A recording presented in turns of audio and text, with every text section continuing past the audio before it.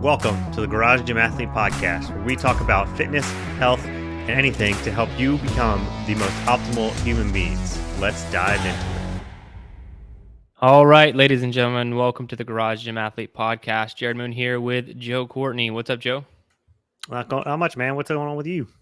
Not much. Ready to dive into improving a person's strict press.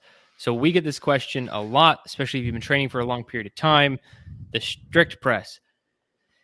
Same with the bench press. It is a finicky, hard metric to move forward because of a lot of reasons we'll talk about. But if you do want to increase your strict press, we're going to talk about that today. So we have 4 ways to increase your strict press. But I do want to start with the reason it's harder to increase your strict press over like a deadlift or a squat is because you're generally starting with a smaller number as is, right? You're just going to have to max out. Like 500-pound squat is one thing, but getting into like a 300-pound strict press is not going to happen for most people, and so you do have to look into, I know you don't like them, Joe, but things like fractional plates, smaller plates, like just being able to add on a little bit at a time to be able to build muscle and strength. But it's not necessarily that you aren't making forward progress. You might just not be making these 5 and 10 pound leaps. But if you want to, here's some things that you want to consider. The first one being hypertrophy, training, and overall volume. So what are your thoughts here on the first one, Joe?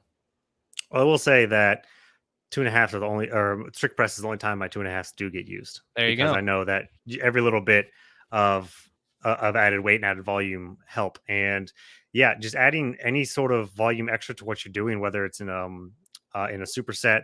Like I find that even sometimes with programming with strength, I find that if I were to do a superset for lower body for 4 sets, it's pretty taxing, and I feel like I'm kind of spent. But in because you can just use so much more muscle there that you can once you're fatigued there, you're fatigued. But with the press, I feel like I can add a second set to what I'm doing because I fatigue faster, but I'll also recover faster, so that I can in turn do more volume. So that's kind of, to me, what the difference that I've noticed, that I can actually add add another set on the end of whatever I'm doing for an upper body, because I'm not going to overdo it or overtax just on upper body, because the fatigue's going to come. It's going to come quick. And so once you burn out, you kind of need a little bit more time to recover, versus lower body, you can pretty much just go. I mean, we've kind of talked about this when it comes to like Murph and stuff, where squats, you are your own governor, but push-ups, whenever you fatigue.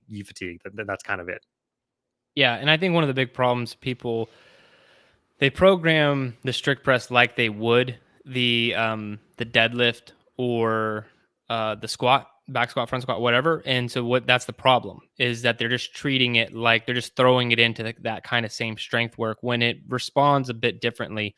You will respond to that type of training if you just like have the same set and rep scheme for for like squat, deadlift, and press is the same. It might start out okay, but it's not going to be that way forever. So you really have to start looking at increasing that volume, probably doing more sets, higher repetitions, and then also specific hypertrophy work and actually building muscle in the triceps, the deltoids, the upper back, all these kind of things. Like you actually want to use some hypertrophy training to build more muscle, because sometimes it might just be a lack thereof that's holding you back from being able to press more. Like maybe you've maximized your ability to press and you just actually need more muscle to be able to move more weight.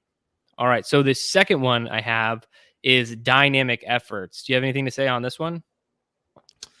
These can be, I think, challenging, especially with upper body, for people to do, because if you're not, like, if we program a clapping push-up, if people struggle with regular push-ups, they're gonna be like, I can't do clapping push-ups, so I'm not gonna do those. So knowing a little bit of different exercises of like really dynamic, you want to do speed fast. You don't have to do clapping. You can do an elevated type of push-up or med ball chest pass, something like that. So moving a press motion fast, even if it's like a push press or something, just getting something with speed. It doesn't necessarily need to be these really stronger, harder lifts, but it seems like it's harder to fit in dynamic upper body work than it would be the explosive work that we do with lower body, with like squat jumps and cleans and stuff. Yeah, I mean, and you can apply the same principle with a barbell. You just need to lower the weight, right? So pressing 60 to 80% of your body weight overhead might be a little bit of a slower lift. But if you drop that down to 30 or 40% of your 1 rep max, you're going to be able to basically throw that barbell. And so don't throw it, but do lift it as quickly as you can, explode upwards. And, you'll know when you're doing it correctly. Most of the time when people are doing dynamic presses overhead, you press it so hard that when you stop at the top, the weights kind of keep moving, and it should like make like a click noise, like because the weights are being stopped. So you should know that you're moving it fast enough. So that's 10 sets of 2 to 3 repetitions at 40%. That's a great starting point, a decent amount of volume. But if you're kind of already stuck in the press, that's where I would recommend starting doing dynamic efforts that way.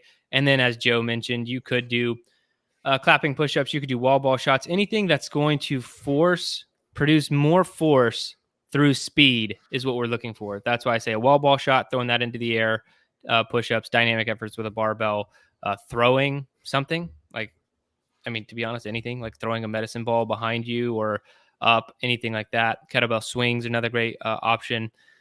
So yeah, a lot of ways to get dynamic effort in, but I think this is always going to be the missing element in a lot of people's training program is just that speed.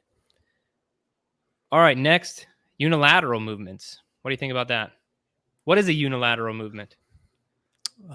Basically doing a single, you working one arm at a time.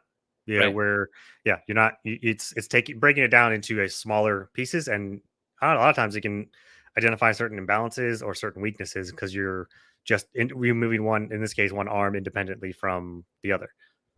You Yeah, can't. and There's less to compensate from, like whether it's your core, your chest, your whatever inside. that's the problem when you're maxing out with strict press, is you're holding that barbell, right? So you're pressing it overhead, but you don't know what percentage you're pressing, and you could have like a gross imbalance. Like being able to lift 5 pounds more with one arm versus the other is not that crazy. I would say relatively common, but if you have like a 10 or 15 pound difference, that's definitely the reason you can no longer increase your strict press on the barbell. And so, working unilateral kettlebell presses, dumbbell presses, anything that gets you just down to one arm, bottoms up kettlebell press is a great one for also adding some stability. So, yeah, anything that you can get to go from two arms across a plane to just one arm would be phenomenal and helps out a lot. Yeah, agreed. We always do unilateral work, especially during our body geometry weeks. Yeah, very important stuff. All right, last one, supplemental exercises. What exercises you have that people could work on specifically if they're looking to increase their strict press? So this will be a good segue from the unilateral work. Well, something that I love to do and that I honestly I need to do because of shoulder issues is I specifically have um, cross surface symmetry, which is Mhm. great to use. It's basically anything with resistance bands. So cross surface symmetry, you can do one arms, whether it's pull outs or like reverse flies, something like that. Or for the longest time, you just hook a regular band to your rig or something, some sort of anchor point. I've taken bands to the track before and hooked it around a fence, and you just do reverse flies and really target the back and mid shoulder, in that area, because it's definitely a less hit area from anything else, because you don't really hit it that much on pressing, but you need it because your shoulders need to be pulled back. They need to be externally rotated back so that you're in a stronger position and more stable position. So opening up and doing unilateral work with bands, going back like that, or even on side raises, lateral raises, anything to work the smaller areas and like slow and controlled. Even some iso holds with bands are fantastic. And then my number one exercise for press, for accessory work, for everything that I think is underutilized wildly are ring dips. I think if you don't have rings, get rings. Ring dips are uh, just so amazing for you. And anybody who's started doing ring dips knows that the first time you get on those rings, you're going to shake like hell. Like you are, without fail, no matter what. You get up yourself on the rings. You think, okay, I do dips all the time. This will be fine. It's just on some rings. You're shaking all over the place because you just don't have that stability. And being able to have that stability and press through it, it just adds so much to it. It's just so much more difficult to do dips on rings. It takes a while to get built up to it, and you can even do them like kick your feet out onto a box to scale the rings as long as you're working that stability. But 100% do get some rings. do more ring dips. I think almost the majority of my sexy Saturdays, when I just do accessory work, I almost always do ring dips because they're just so good for you when it comes to pressing. Yeah, I think those are some great supplemental exercises. If I had to add a few, I would say don't be scared of like the bench press. Going to a horizontal push, something like that. It's working a lot of the same muscle groups, and you can typically add a little bit more weight than you can in the strict press. We stay away from programming a lot of bench press. I mean, we have been programming it more lately. We don't program it heavily just because it is a more dangerous lift. A lot of athletes training on their own. But we even tell athletes, if you want to favor the bench press when we program strict press, just put bench press in there. But adding that as a supplemental exercise to strict press, I think is great, because if there's a 30% difference between how much you can bench press and strict press in it favoring the bench press, which is going to be true for most people, why not do that? You're going to be getting more load in a lot of the same muscles. And so definitely do that. It's a way to just immediately add a lot more volume, a lot more heavy weight that's going to translate over to the strict press to some degree. And then the other one I have is just, it's kind of going back to what we talked about with the volume, but don't be scared of like just hitting like an empty barbell. Like we do some 30-30s with a barbell. So 30 seconds on, as many presses as you can do, empty barbell, 30 seconds of hell rest, holding that barbell over your head during that time period. Doing some of these muscle battery exercises are good for just getting in that additional volume, and you can add them 2 to 3 minutes at the end of strict press workout or the beginning, and just really either pre-fatigue or ultimately fatigue this muscle group, and in a very quick way, and to add that volume that you're going to need to get that strict press up. So that's it. You got anything else? Yeah, I'll do one more bonus tip, and that is going to be mobility wise. It's going to be only for some people that have a hard time going overhead, whether that's some sort of shoulder mobility issues. But if you video yourself or find yourself arching back as you're pressing consistently, that means your lats or your triceps are probably just too tight and you're getting out of position.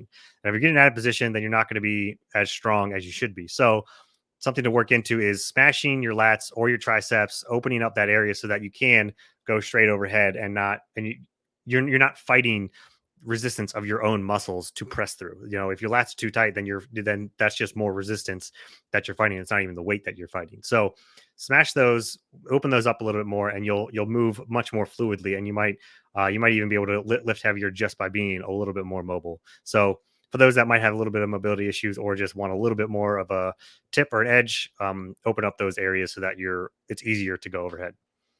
And story time for me, you just made me remember this. I was having like the worst pain in my shoulders, like up until recently. And I mean, pressing overhead, everything. And I was like, you know what? This is just the price I pay for training for as long as I have and doing absurd amounts of volume on things. Like I just have bad shoulders, that, and I kind of like I was just kind of resigned to that. I was like, I have bad shoulders and they're not that great, might limit some of my press ability. But my neck was killing me whenever I would wake up in the morning. And I was like, man, I really need a new pillow. And so I got a new pillow. I'm a side sleeper. I got a new pillow that was geared towards side sleepers. And within 30 days, all shoulder pain gone, like completely erased, vanished. I wasn't even like setting out to solve that problem. I wanted to solve my neck problem, which I solved, but it like my shoulders feel the best they ever have. And this is not an advertisement for a specific pillow because I didn't even mention the brand, but you might want to think about something like that. Cause I think I kind of like slept on my side, like on my arm, or I'd even use my arm as a pillow sometimes, like because I just had a crappy pillow. So yeah, I had no idea that it would ultimately fix my entire shoulder problem on both sides. And now I'm good to go. And it's awesome. So That's pretty awesome. It's great when those little things that you never expect to, like, everything's so connected that just changing something that you don't think will matter really, really does matter. So yeah. All right, guys, that's it for this one. All right. So if you're on the podcast, 5-star review, positive comment. We would really love that. But if you're on YouTube, hit subscribe so we can notify you of when we have a new video coming out. And leave us a comment, like the video. But that's it for this one, guys. Thanks for listening or watching. Thanks for listening to the Garage Gym Athlete podcast. If you want to learn more, go to garagegymathlete.com. You can learn about our training. Let us send you a copy of our book, The Garage Gym Athlete, or you can even get featured on the Garage Gym Athlete podcast. Thanks for listening.